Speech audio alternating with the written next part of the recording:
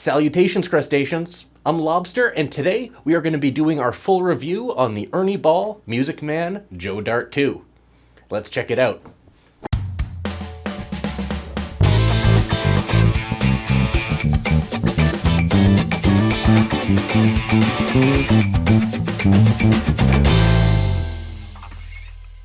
This is the Joe Dart 2 from Ernie Ball Music Man, the third Joe Dart signature bass.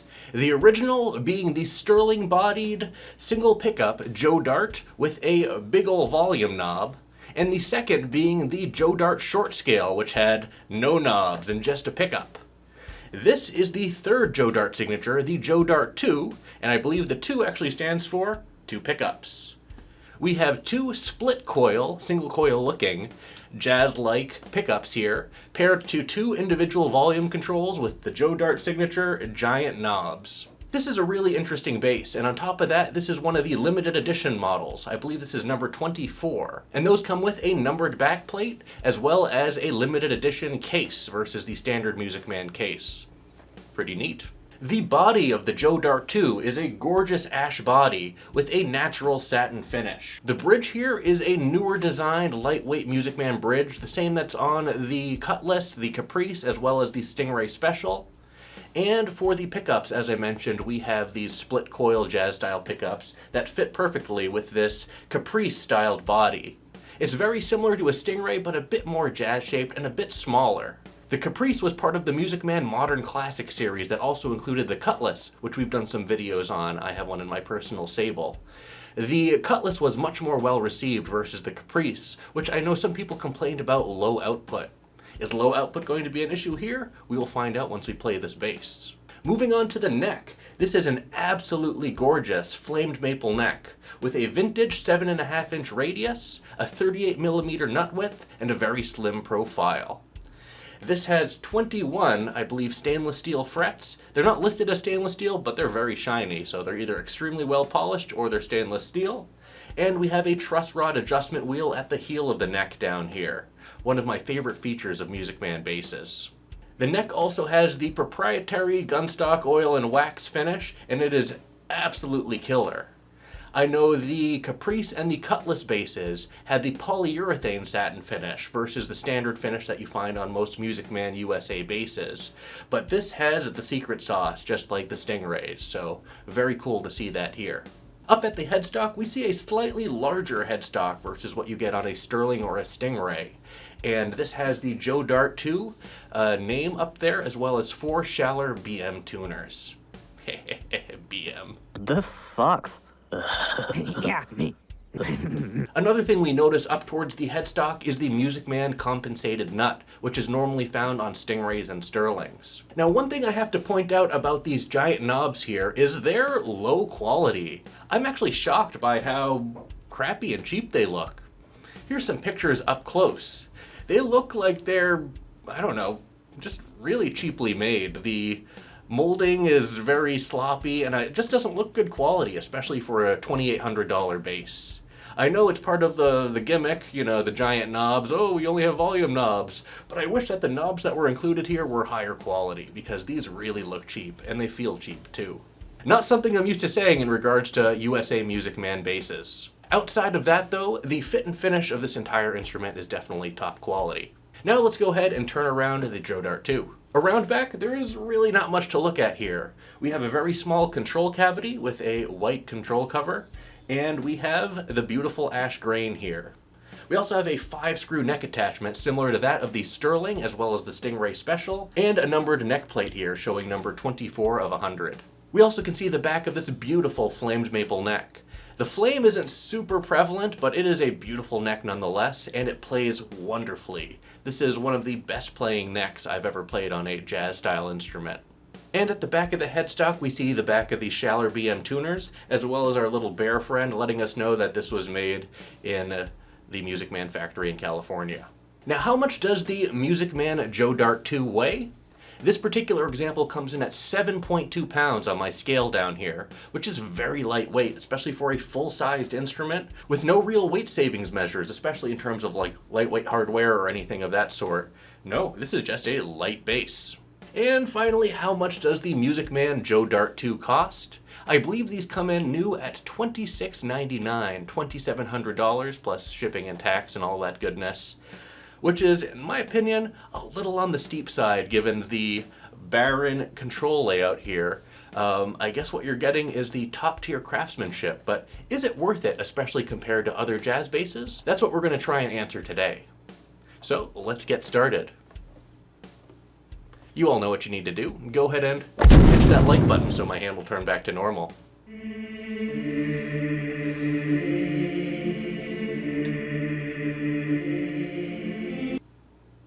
Thanks.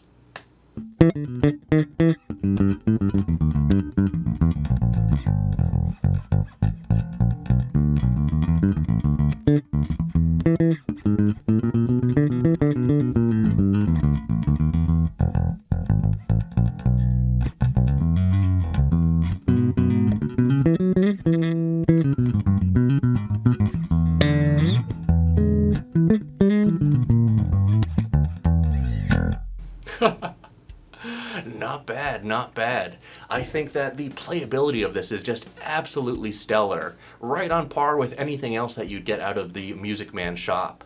They really nail these necks in terms of the feel, the profile, the fretwork. Everything about the build of this bass is top tier, absolutely excellent. And for balance, I mean, this is in the lap right now. It's just, slightly neck heavy given the lightweight instrument and the lightweight body. However, on a strap, I think that it would probably balance pretty well. Now, one thing I have to address is the output of these pickups. That is the Achilles heel of this bass, and that's something that I rarely complain about, especially in regards to Music Man basses, which have always usually sat in the mix very well. This particular one, this just gets lost entirely. I took this to some band rehearsals, and I just found myself getting drowned out. It was pretty rough. And compared to other jazz basses, which we'll do in a little bit, the output is just very, very low. So the control setup here is extremely simple. We have 2 volume controls, and that's it. One for each pickup with these giant, kind of cheap-looking knobs. I'm not a fan of these knobs, as I said before. Let's go ahead and check out these pickups individually and start out with the neck pickup. Here's what that sounds like.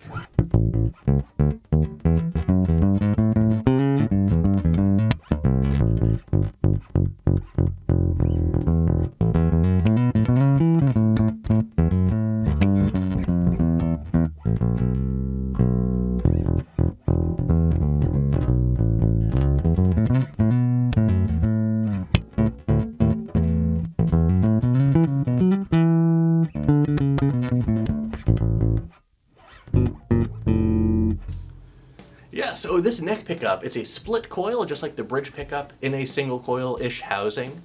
It sounds nice. It sounds almost like a P bass. However, again, the output is a little on the low side.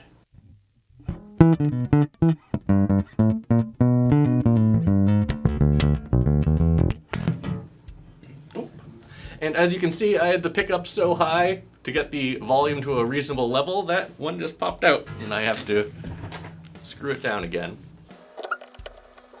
There we go.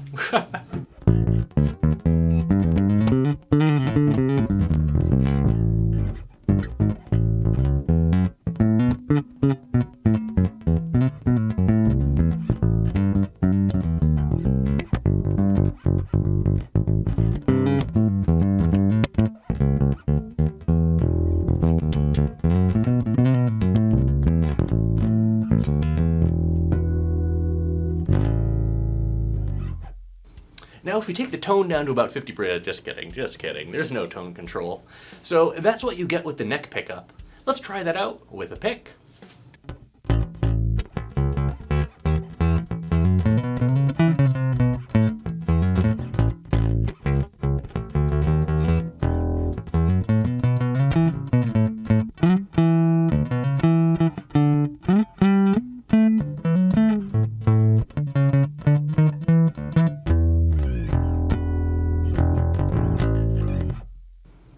Not too bad, not too bad. With the action how I have it set up, which is a bit low, it is a little on the buzzy side with a pick, but fingerstyle I have no problems. Let's try slapping it now with just the neck pickup engaged.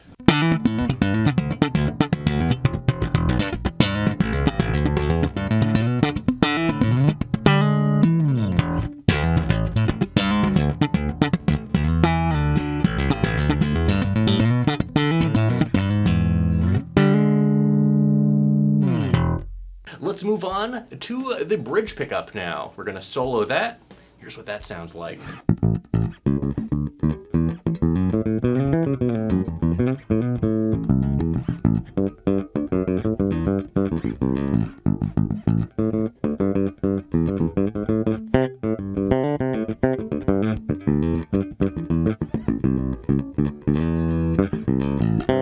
So not a bad tone coming out of the split coil bridge pickup here. Now with the bridge pickup engaged, let's play with a pick a little bit.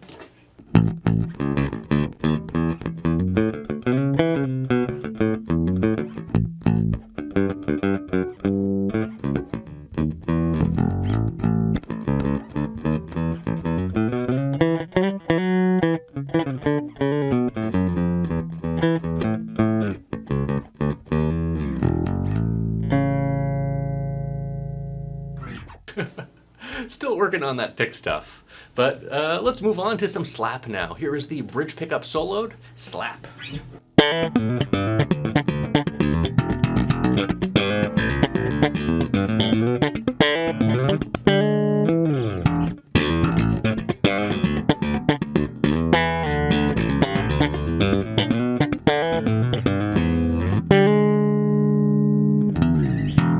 Now let's add the neck pickup back into the mix and have both pickups soloed together. Here's what that sounds like.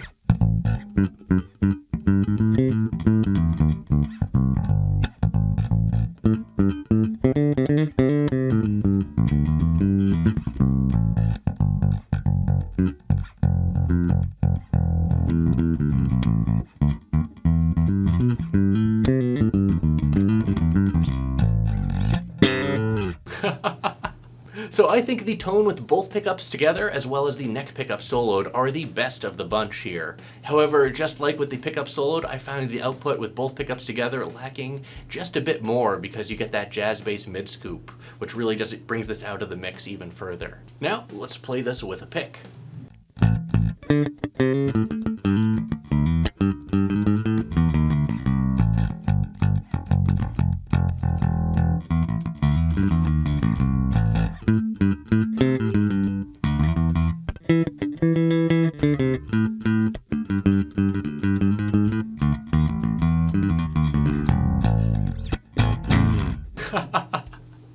Yeah, still working on that pick stuff. Let's go ahead and slap this bass now.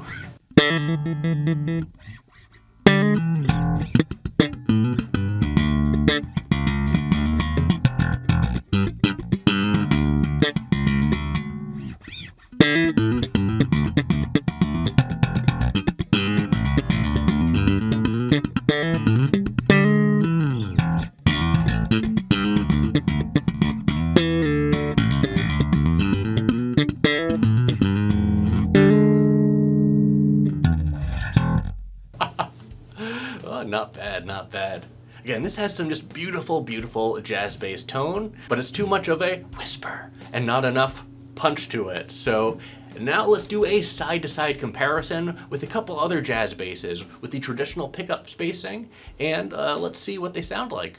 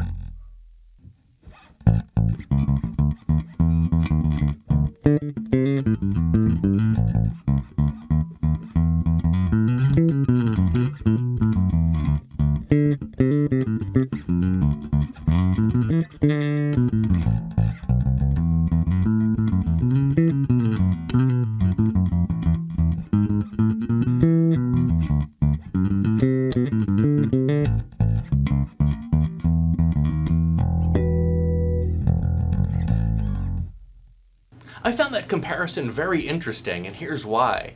We had 3 different jazz basses. One, the FGN Gettysilla that had traditional single coils, and then we had my Sire V7 that had the Sadowski preamp, though the boost was all the way down, as well as the DiMarzio Area J pickups, which are humbuckers.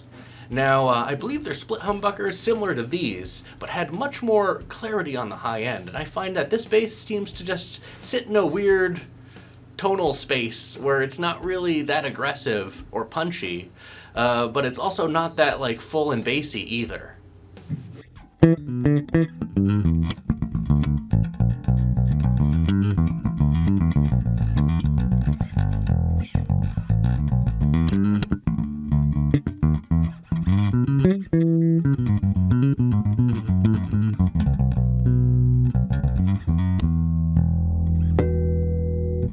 And finally, let's go ahead and throw some drums behind this bass.